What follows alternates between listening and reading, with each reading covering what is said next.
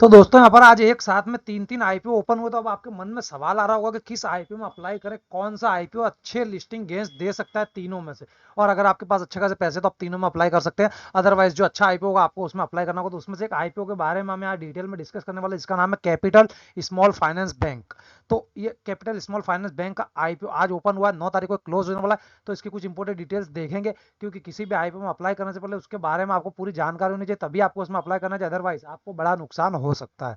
तो capital small finance bank मुख्य रूप से मध्यम वर्ग वाले जो ग्राहक है उन पर ज्यादा ध्यान केंद्रित करता है, जिनकी आय लगभग 4-5 लाख रुपए के आसपास वार्षिक आय होती है। उन लोगों को ज्यादातर लोन वगैरह देता। और सितंबर दिसंबर 2023 तक इसकी 42% शाखाएं ग्रामीण क्षेत्रों में और 34% शाखाएं जो हैं वो अर्ध शहरी क्षेत्रों में और 24% शहरी क्षेत्रों में। यानी ये कंपनी ज्यादातर ग्रामीण क्षेत्रों पर ज्यादा फोकस यहाँ पर करती है, ऐसा आप मान सकते हैं दोस्तों।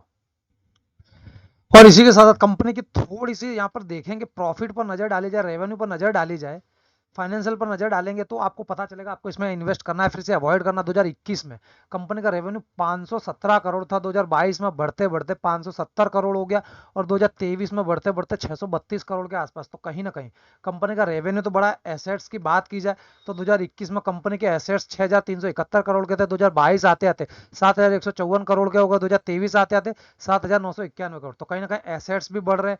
प्रॉफिट की बात करें तो प्रॉफिट मेकिंग कंपनी का आईपीओ आपको इन्वेस्ट करने का मौका दे रहा है। यहाँ पर 2021 में कंपनी का प्रॉफिट 40.78 करोड़ के आसपास था, 2022 में कंपनी का प्रॉफिट इंक्रीज हुआ और 62.57 करोड़ के आसपास पहुंच गया। और 2023 की बात की जाए लगभग 93 करोड़ के आसपास, 94 करोड़ के आसपास कंपनी का प्रॉफिट। तो 2021 से लेकर 2023 से 2 साल के बीच में देखेंगे तो कहीं ना कहीं कंपनी का प्रॉफिट आपको 2 गुना होता हुआ दिखा। तो एक बहुत ही अच्छी कंपनी का आईपीओ आ रहा है, उसमें आपको इन्वेस्ट करने का मौका यहाँ पर मिल रहा है दोस्तों।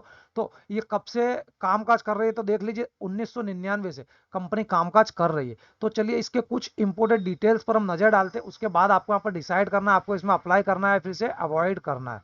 तो यहाँ पर आईपीओ ओपन होने की जो डेट है 7 तारीख को, 9 तारीख को क्लोज हो जाने वाला। आईपीओ की साइज देखेंगे 523.07 करोड़ के आसपास, उसमें से फ्रेश इशू 450 करोड़ का, जो कि अच्छी बात हो जाती है। बाकी का ऑफर फॉर सेल रहने वाला, बीएससी एनएससी दोनों जगह पर लिस्ट होने वाला। इसके साथ साथ जो रिटेल कैटेगरी है ये सिर्फ और सिर्फ 15% आपको देखने के लिए मिल जाएगी। किसी आईपीओ में 10% होती है, तो कहीं कहीं हर आईपीओ में 35% के आसपास आपको देखने को मिलती है, लेकिन इस आईपीओ में 15% के आसपास रिटेल कैटेगरी देखने को मिल जाएगी। और जो क्यू आई बी कोटा है वो आपको देखेंगे तो 50% के आसपास देखने को मिल जाएगा। NII quota, non institutional investor, 35% के आसपास आपको एनआईआई कोटा देखने के लिए मिल जाता है, जो कि जो लो नेटवर्थ स्मॉल नेटवर्थ वाले एचएनआई हैं उनके लिए बहुत अच्छी बात हो जाती है। इस आईपीओ में उनको मिलने के चांसेस बढ़ जाते हैं। अगर आप एक लोड के लिए इस आईपीओ में अप्लाई करेंगे तो आपको कितना पे करना होगा और कितने शेयर्स मिलेंगे। एक लोड में आपको 32 शेयर्स मिलने वाले, 14,976 रुपये आपको पे करने होंगे। और मैक्सिमम रिटेल कैटेगरी के अंदर आप 13 लोट ले पाएंगे, जिसमें 416 शेयर अलॉट होंगे। 1,94,688 रुपये आपको पे करने होगा। अगर आप एचएनआई कैटेगरी के अंदर आ जाते हैं, जैसा कि मैंने आपको 35% के आसपास यहाँ पर इन्होंने रिजर्व रखा है, तो अगर आप स्मॉल एचएनआई में अप्लाई करेंगे यहाँ पर, तो लगभग लगभग 14 लोट के लिए आपको यहाँ पर अप्लाई करना होगा, जिसके लिए यहाँ पर आप देखेंगे 448 शेयर्स आपको अलॉट होंगे। 2,09,664 रुपये आपको पे करना होगा। अगर बिग एच एन आई में अप्लाई करते हो तो 67 लोट मिनिमम आपको लेने होंगे यहाँ पर। उसमें 2112 शेयर्स अलॉट होंगे। 10,03,392 रुपये के आसपास आपको यहाँ पर इन्वेस्ट करना होगा। कुछ और इंपोर्टेंट डिटेल्स पर नजर डालते तो एंकर इन्वेस्टर की जो अलॉटमेंट है वो 6 तारीख को हो चुकी है। 7 तारीख को रिटेलर्स के लिए ओपन हो रहा है, 9 तारीख को क्लोज हो जाएगा, 12 तारीख को स्टार्ट हो जाएंगे अलॉटमेंट। और रिफंड्स स्टार्ट होंगे 13 तारीख को। 13 तारीख को आपके डीमेट अकाउंट में इसके शेयर्स क्रेडिट किए जाएंगे। फाइनली आईपीओ की लिस्टिंग डेट आप देखेंगे तो 14 फरवरी, 14 फरवरी को आईपीओ स्टॉक मार्केट में लिस्ट हो जाएगा, आप इसमें ट्रेड कर पाएंगे।